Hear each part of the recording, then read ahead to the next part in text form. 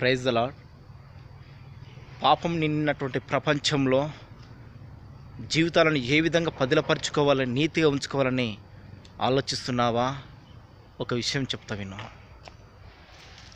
బురదలో ఒక కుమ్మరి పురుగు నివసించినా అది బయటికి వస్తే మాత్రం దానికి ఇంత బురద అంటకుండా ఉంటుంది. ఒక తామర పువ్వు నీటిలోనే పుడుతుంది, కానీ నీటిలోని మాత్రం వికసించదు, నీటి వెలుపలికి వచ్చి వికసిస్తుంది. నీటిలో ఉన్నటువంటి తామర పువ్వు అయినా సరే కానీ నీళ్ళని చూడదు, కానీ గగనమున ఉన్నటువంటి సూర్యుని వైపు చూస్తుంది. అందుకే తన ముఖము ప్రకాశిస్తుంది.